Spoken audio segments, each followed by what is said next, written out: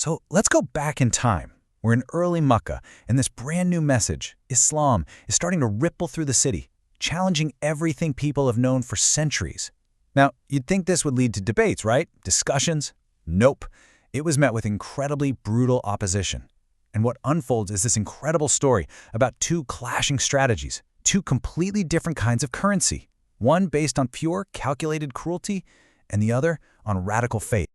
And we really need to get this straight right from the beginning. The persecution of the first Muslims by the Quraish, the ruling tribe, it wasn't just some random outburst of anger. Not at all. This was a cold, calculated campaign of fear. The goal? To crush this new belief before it even had a chance to grow. So the leaders in Makkah, they had a playbook, a really specific one.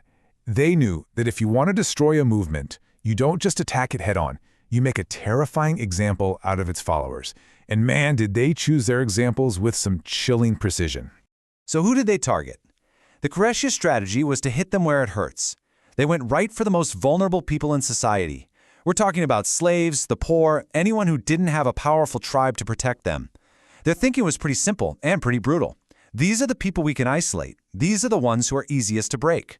And their goal had two parts. First, they wanted to inflict so much pain that these new Muslims would just give up and renounce their faith in public. But the second part was maybe even more important. They made sure this suffering was loud, public, and absolutely horrifying to scare off anyone else who might be thinking about joining. They were trying to make the price of belief just too high to pay. And this cruelty, it wasn't abstract. It was specific and it was personal. I mean, just look at the story of Bilaal ibn Rabah. He was an Abyssinian slave, which made him a perfect target. His owner would literally drag him out into the desert at high noon, force him onto the scorching hot sand, and then place a giant rock on his chest to slowly crush him. But here's the incredible part. Even with all that unimaginable pain, with his body literally being broken, his spirit wouldn't break. His only response, whispered over and over again, was, Ahad, Ahad. One. He was repeating the very core belief they were trying to torture out of him, that there is only one God. And look, this wasn't just a one-off thing. There was also Seerah, another enslaved woman. She was tortured so brutally that she actually lost her eyesight. I mean, just think about that. The physical price she paid for her conviction was immense. It was another one of these public displays of what it costs to believe. So her torturers start taunting her, right? They're saying, see, our idols, Allat and Al-Uzza, they are the ones who punished you. They're the ones who blinded you. But her faith was just unshakable. She fires back. They have lied. They can't harm anyone and they can't help anyone. And in that very moment, her sight was miraculously restored. What a powerful comeback, right? It just completely destroyed their argument and of course made them even angrier. Okay, so you have this strategy of cruelty being deployed by the Quraysh, but at the same time, a counter-strategy starts to emerge, and from a purely worldly, dollars and cents point of view, it made absolutely no sense. It was a totally illogical investment in a completely new kind of currency, the currency of faith.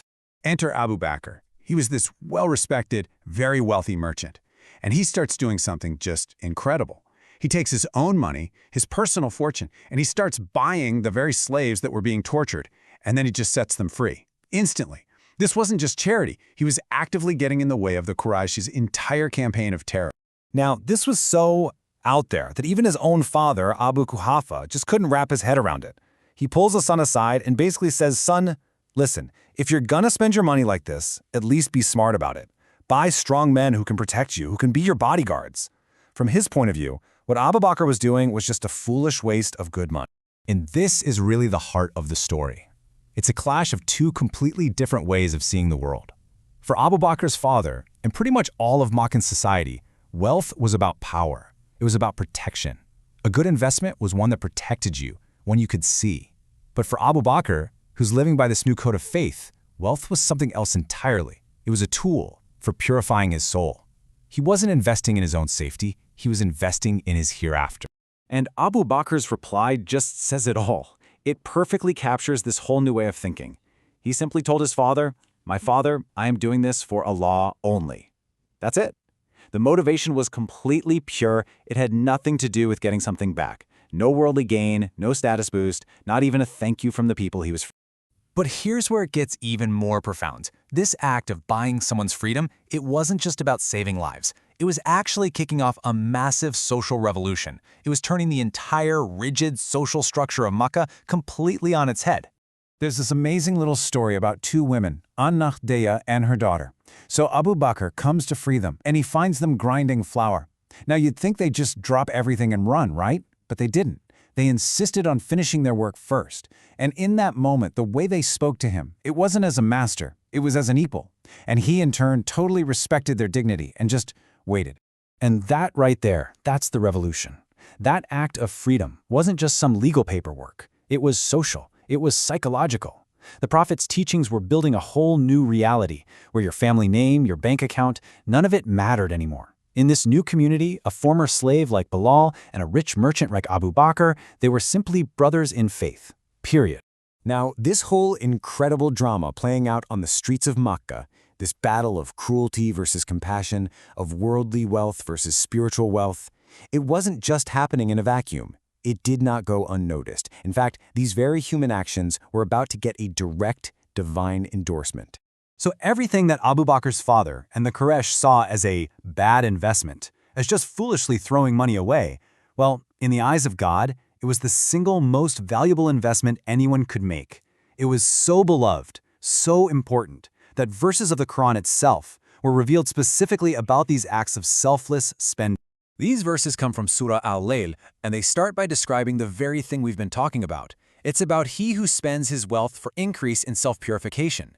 It's not about spending for show or for power, but for the sole purpose of purifying your own soul. And then comes the really crucial part, the condition for this reward. The verse continues, "And have in his mind no favor from anyone for which a reward is expected in return," meaning it has to be done with absolutely zero expectation of getting anything back from another person.